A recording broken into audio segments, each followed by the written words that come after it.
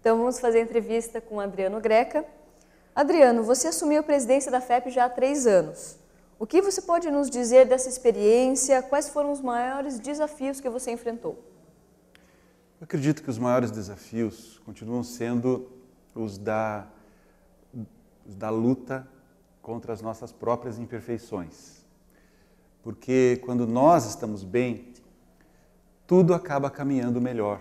Até porque uma instituição como a federação, ela é uma instituição que é muito amparada sob o ponto de vista espiritual. É uma instituição mais do que centenária, né? Nós temos uma instituição fundada em 1902, que teve na sua história presidentes como Lins de Vasconcelos, Abíbi Isfer, João Guignone. E ao longo de todo esse tempo, ela se credenciou a esse auxílio espiritual permanente. Então, uma instituição como a nossa, ela jamais estará entregue à mente ou às ideias de uma só pessoa, e nem pode ser assim. Então, o que cabe a nós na condição de presidente é estarmos bem, sintonizados, em paz, para que nós possamos captar as intuições, as inspirações. E no mais, é trabalhar aspectos da liderança, distribuição de tarefas, para que a equipe possa produzir. Então, eu imagino que os desafios são muito íntimos, da nossa própria intimidade, mas é claro que aí há muitas particularidades, aquelas questões do dia a dia, de uma instituição grandiosa. A federação é uma instituição muito grandiosa. Ela possui unidades sociais integradas, como hospital de psiquiatria, como uma escola profissionalizante, creches, editora, livraria, vários departamentos, enfim. É uma equipe grande. É uma equipe muito grande. Então, é desafiador nesse sentido, mas nós precisamos estar sempre conectado ao plano espiritual, que aí não nos falta o assessoramento, a inspiração, o amparo, e tudo vai correndo melhor. Mas então, como manter esse equilíbrio, tendo família, vida profissional e ainda sendo presidente da federação? Muito jejum e oração. Eu vejo que também o auxílio espiritual não nos falta. Mesmo sobre os pontos de vista profissional, hoje eu tenho muito apoio daqueles que me dão o ganha-pão. Então, compreendem as nossas necessidades e nos deram alguma flexibilidade para que a gente possa controlar isso. A família é a nossa base, é o nosso apoio, é daquelas questões da maior importância.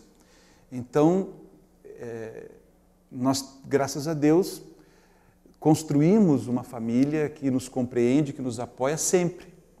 Desde quando eu tenho 2 filhos, desde quando tive as crianças, a nossa família nos apoiava muito. Nós nunca paramos de trabalhar em função das crianças, que hoje já são homens adultos. Então, eu vejo que é possível equilibrar tudo isso, sim, com esforço, com dedicação, com o auxílio dos amigos. Eu vejo que é possível a gente seguir em frente. E como que você classifica o movimento espírita no nosso estado? Vejo que o nosso movimento continua crescendo. Se nós pegarmos dados estatísticos, nós vamos ver que o movimento espírita no Brasil vem crescendo muito.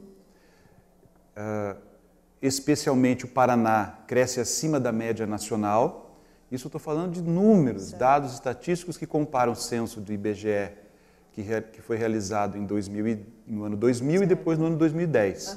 Estamos na expectativa do censo de 2020, para que a gente possa perceber e confirmar essa curva de crescimento. Mas a gente percebe isso no grande fluxo de pessoas às casas espíritas. Sim. As casas espíritas estão cada vez mais recebendo novas pessoas que buscam o auxílio que só o Espiritismo pode lhes dar, ou que o Espiritismo pode lhes dar de forma muito especial.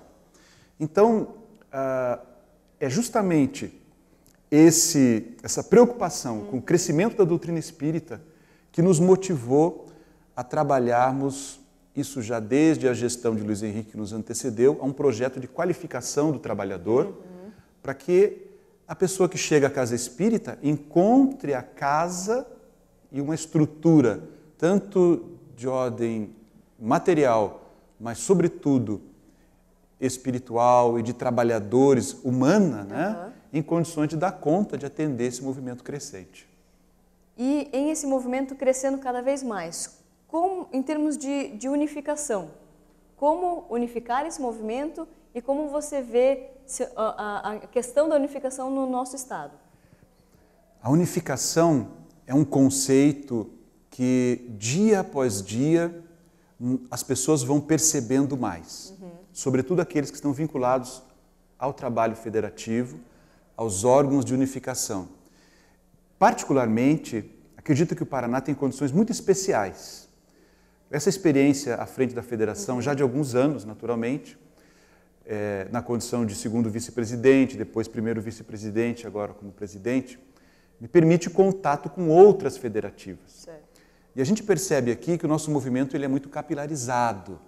Nós temos uma estrutura organizacional que permite que o Conselho Regional Espírita, vou citar um exemplo, lá da 13ª região, Foz do Iguaçu, que tem lá em torno de Foz do Iguaçu um determinado número de casas espíritas, elejam o seu presidente de URI e o seu presidente da União Regional Espírita é membro, tem uma cadeira no Conselho Federativo Estadual.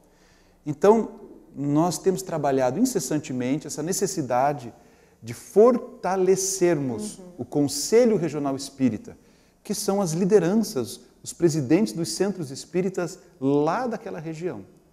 Então, quando nós fortalecemos isso, nós teremos um representante à altura daquele movimento, membro do Conselho Federativo Estadual, e as decisões tomadas em conjunto, debatidas, discutidas, elas retornam e alimentam esse sistema. Então eu citei Foz, mas hoje nós temos essa capilaridade em todo o movimento, funcionando muito bem. Então eu vejo que nós temos condições muito especiais do ponto de vista da unificação em nosso Estado. Mas é claro que esse trabalho ele é permanente, isso é uma conscientização permanente. Nós temos que prosseguir trabalhando. Vejamos que agora estamos relançando, fazendo a 2ª edição da obra do professor Ney Lobo, Lins de Vasconcelos, o diplomata da unificação e o paladino do Estado leigo. É uma obra que fala desse homem extraordinário e do seu trabalho em prol da unificação. Não só no nosso estado do Paraná, mas no Brasil inteiro. Lins de Vasconcelos tem uma história que extrapola os limites territoriais. Mas o ideal de Lins de Vasconcelos, se nós pudéssemos reduzir a uma palavra, seria a unificação. Então é uma maravilha. Nós podemos ofertar novamente esta obra ao grande público, porque ela estava esgotada, e trabalharmos esses conceitos com o movimento espírita. E com relação ao programa de qualificação do trabalhador espírita que você comentou, sabemos que está previsto o 2º ciclo desse programa. O que você espera dessa ação? Estamos muito otimistas com esse novo ciclo. Porque, naturalmente, um programa como esse é um programa de longo prazo. Sim. Ele se dá ao longo de 3 alcançando 4 anos para uma implementação. Ele é um programa de fundo, ele é a base, ele estará permanentemente em desenvolvimento. Ele possui 4 ciclos, que eu vou brevemente fazer uma referência aqui. Então, no primeiro ciclo, as 21 URIs enviam um pequeno time, são 4 pessoas que se comprometem em multiplicar os conteúdos que vão receber durante 4 finais de semana, 60 horas de atividade, coordenados por Sandra Della Pola, a nossa irmã gaúcha, que está aí nos brindando com a sua presença também na 20ª Conferência Estadual Espírita. Esses conteúdos que falam sobre movimento espírita, que nivelam o entendimento e a visão sobre conceitos relacionados também aos princípios básicos da doutrina espírita, mas eles fazem uma fundamentação, uma unidade de entendimento é trabalhada. Então, 21 URIs, vezes 4 representantes, nós nos reunimos durante 4 encontros ao longo de um ano, porque isso precisa ser trabalhado, existem tarefas, existem livros que precisam ser lidos. Então, ao longo de um ano, nós preparamos os multiplicadores. A segunda fase, eles voltam a URI e repassam esses conteúdos. Para isso, eles terão mais um ano. E a terceira fase, os trabalhadores que receberam já esse material vêm de volta ao Recanto Lins de Vasconcelos, que é o local onde nós fazemos esse treinamento, e vão receber agora treinamentos específicos de cada área, para, na quarta fase, retornarem às suas bases, multiplicando aquilo que aprenderam, aquilo que compartilharam, aquilo que construíram. Vejamos que isso, então, é o que vai acontecendo ao longo do tempo. E, paralelamente a isso, as atividades dos departamentos, os seminários, os minicursos, tudo mais que precisa ser feito, prossegue caminhando. Nada fica parado. Mas o que nós queremos com isso? Qualificar a equipe da URI e, por consequência, na fase seguinte, todos os trabalhadores de todas as casas espíritas. É o que se deseja com esse movimento. Nós vivemos o primeiro ciclo. Foi uma experiência, um aprendizado para todos nós. Claro que é desafiador, porque nós precisamos de pessoas comprometidas desde o primeiro momento. E aprendemos muito. Então agora, nesse novo ciclo que se inicia, nós temos certeza que vamos conseguir melhores resultados. E a Federação também tem uma característica de editora. Aqui na 20ª Conferência Estadual Espírita estão sendo lançados alguns livros e outros relançados, como você já comentou. Pode falar um pouquinho sobre esses lançamentos?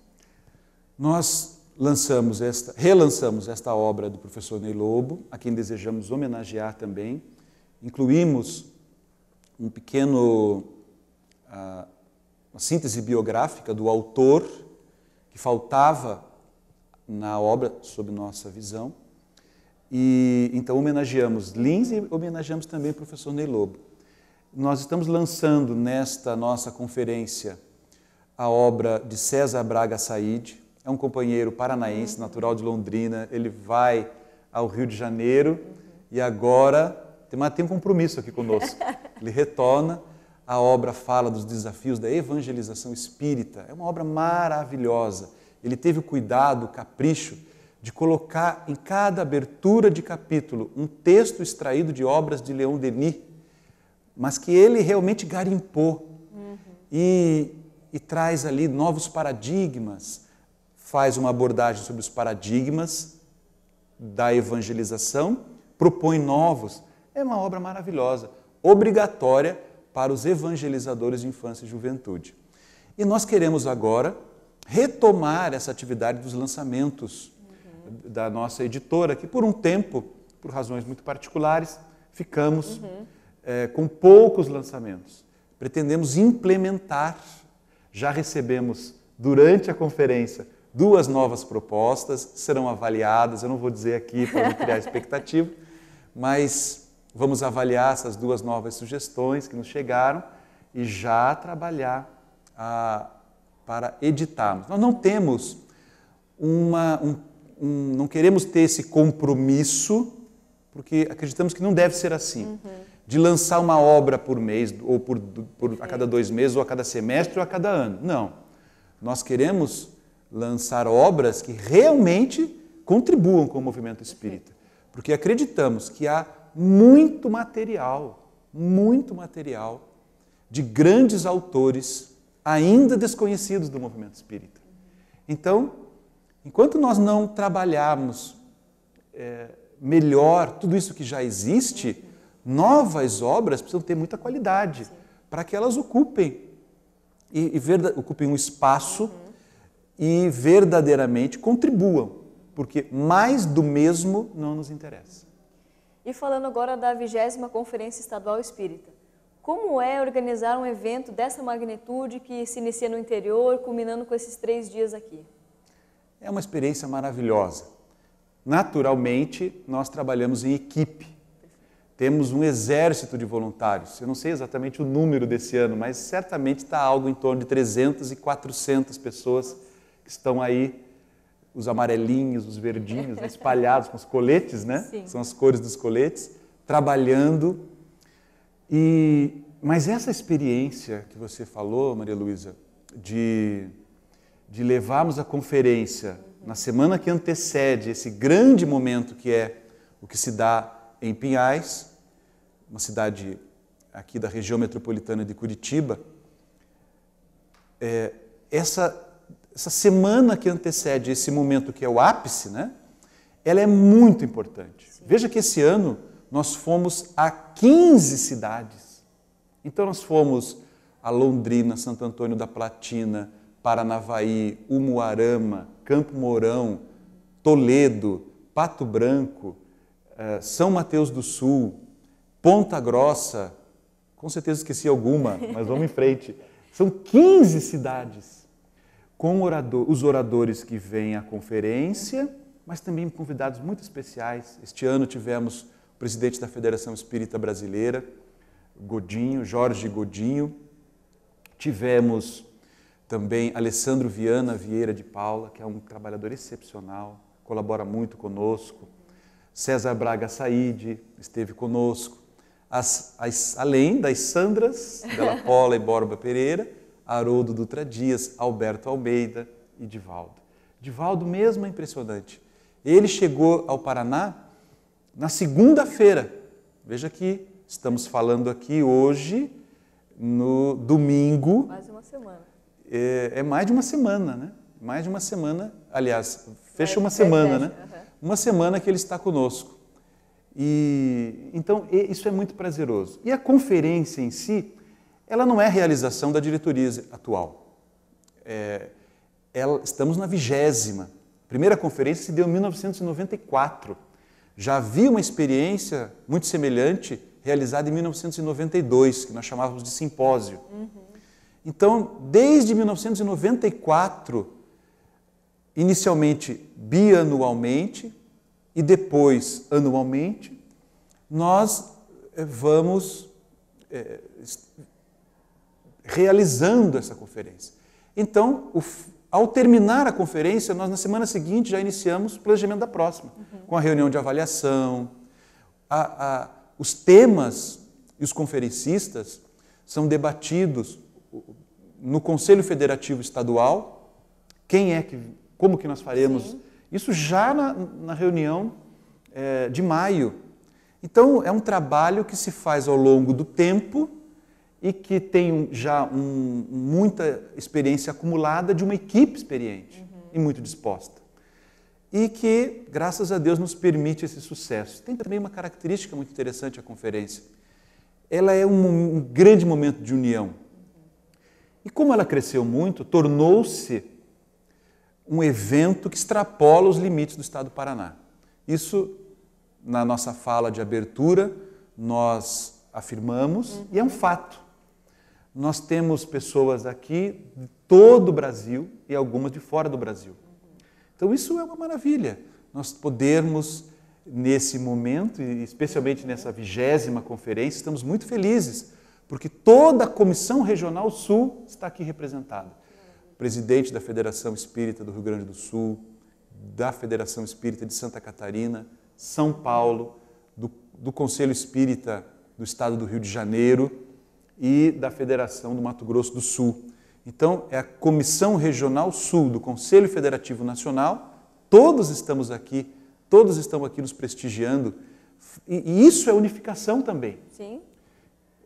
Claro, sem falar dos companheiros da Federação Espírita Brasileira, o presidente e o vice-presidente, Geraldo Campetti, está conosco. Então, isso nos dá muita alegria e fala da importância desse evento. É um evento que está no calendário nacional do movimento e que atrai pessoas de todo o Brasil, alcança o mundo através dos nossos parceiros, do próprio canal FEP, no YouTube. Aliás, abre parênteses, inscreva-se, ajude-nos, inscreva-se. Mas também a FEB TV, a Rádio Fraternidade, Web Rádio Fraternidade. Então, nós temos um alcance que extrapola muito. Daí a nossa responsabilidade. Os trabalhadores voluntários são previamente orientados, nós conversamos muito sobre isso. As pessoas que chegam, todos os milhares, né, de participantes que vêm, porque há uma característica na nossa conferência. A nossa conferência é uma conferência de portas abertas. A entrada é franca, não há taxa de inscrição nem necessidade de inscrição prévia. O espaço nos permite, nós temos condições para isso e queremos fazer isso. É uma decisão do Conselho Federativo Estadual de manter a gratuidade do evento e ofertar os grandes oradores, a mensagem que vem através dos grandes oradores a todo o planeta. Então, a sensação é maravilhosa de poder fazer parte disso. É uma sensação que nós temos, mas que todos nós temos. E os curitibanos de forma especial. O Curitiba Espírita, né? Curitiba Região, ou o Paraná Espírita, estamos aprendendo a perceber isso. E a perceber como vem gente de fora. Os hotéis da cidade estão felicíssimos conosco. Porque estamos todos lotados. E nós temos que perceber isso e nos colocarmos na condição de anfitriões. Perfeito. Nós não somos mais meros organizadores, somos anfitriões de um grande evento, um evento que nos dá muita alegria, muito orgulho e que nós pretendemos, se Deus quiser realizar estes primeiros 20 e mais, sabe-se lá quantos eventos como esse. E para encerrar, Adriano, a gente gostaria que você deixasse uma mensagem para todos os trabalhadores espíritas aqui do Paraná. A mensagem não podia ser outra senão a de nos mantermos entusiasmados com a tarefa que Jesus nos honrou, com os cargos que nós ocupamos, com os trabalhos que nos estão entregues às nossas mãos, porque isso é uma oportunidade para nós. Nós é que precisamos da Federação Espírita do Paraná, nós é que precisamos da União Regional Espírita, a URI, nós é que precisamos do Centro Espírita. Nós somos instrumentos. O trabalhador consciente, ele sabe que ele é um instrumento da espiritualidade superior e que deve se colocar na condição de servidor. Aliás, é o Cristo que, se o Cristo disse, estou entre vós como quem serve, que é que nós vamos querer que não seja fazer isso? Deixemos de lado qualquer desejo de autopromoção, qualquer vaidade e busquemos relembrar os ensinamentos do Cristo, que disse com tanta clareza, se você quiser ser o primeiro, seja o servidor de todos. Se nós entendemos essa mensagem, nós vamos com certeza conquistar o apoio espiritual e a nossa tarefa vai florescer, vai crescer. Então, que não deixemos o entusiasmo de servir nessa seara maravilhosa e diariamente agradeçamos a Deus por essa oportunidade. Eu queria agradecer também a honrosa oportunidade de participar dessa entrevista e ser entrevistado por você, Maria Luísa, que foi minha evangelizanda. Foi mesmo. Então, peguei no colo, quero dizer, o Brasil, né? Muito criança, vi nascer. E então, realmente, temos aqui o fruto do trabalho da evangelização, hoje servindo a causa. E fico muito feliz de poder ser entrevistado por você. Muito obrigada. E Adriano, esse ano a conferência inovou, oferecendo um bate-papo de Divaldo Franco com os jovens de todo o Paraná. A importância do jovem para o movimento espírita é muito grande. O que a federação está fazendo para atrair mais o jovem para o trabalho espírita? Bom, primeiro eu queria dizer da alegria que foi para nós e que nos faz pensar assim, talvez, por que nós demoramos tanto? Sim. Essa ideia já existia.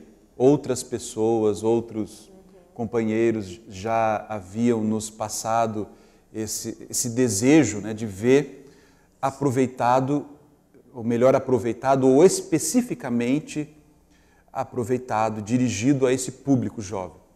Mas nós sempre julgamos que os jovens, eles podem aproveitar desse banquete como qualquer, como os adultos, como nós aproveitamos.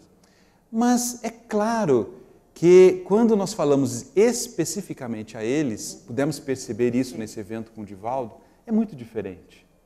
Então, desejamos manter a atividade, desejamos ampliá-la dentro do possível, mas queremos dizer que o jovem sempre foi nossa preocupação. O Departamento de Infância e Juventude é o departamento mais estruturado que a Federação possui. E ele tem uma atuação já de muitos anos, né, de trabalho. Mas é claro que temos percebido, nessa fase de transição planetária que nós estamos vivendo, também muitas dificuldades. Nós vivemos muitas mudanças nos últimos anos, que impactaram diretamente na vida do jovem. E talvez nós tenhamos demorado um pouquinho para perceber essas necessidades de mudança, de linguagem, enfim, de como melhor trabalharmos. Isso tudo agora passa a ser motivo de novos planejamentos, de maior investimento, de pauta permanente e constante nas nossas discussões, para que a gente realmente possa investir cada vez mais na infância e na juventude, não só na jovem, na infância e na juventude, porque de fato o jovem não é o futuro, o jovem é o presente. E se nós não cuidarmos do jovem, nós vamos perceber a dificuldade mais lá à frente, né? Então, nós estamos, sim, assumindo esse compromisso de investirmos mais nas atividades e no movimento jovem especificamente. Quero fazer aqui uma ressalva, não uma ressalva, mas enfatizar algo que já existe no nosso Estado. O nosso movimento ele é heterogêneo. Na capital, pela sua grandiosidade, pelo grande número de casas, é muito mais difícil nós trabalharmos unidos, nós trabalharmos conceitos, enfim, é mais difícil. Nós temos regiões e interregionais do nosso Estado onde o trabalho com a infância e juventude já está caminhando e muito bem. Os encontros interregionais de juventude dão sinais e mostram disso, e os frutos estão sendo produzidos. Nós aqui na capital e região também temos um trabalho belíssimo, realizado há muitos anos pelas URIs. Sim. Nós precisamos um olhar mais cuidadoso. Há muita evasão, precisamos trabalhar o coordenador de juventude, precisamos, enfim, ter mais cuidado e mais carinho. E é o que nós vamos fazer. Enfim, a importância é indescritível. E o que cabe a nós é esforço e trabalho. Se tivermos união no nosso movimento, não temos dúvida de que nós vamos conseguir mudar o quadro em pouco tempo, se trabalharmos coletivamente em favor dessa causa.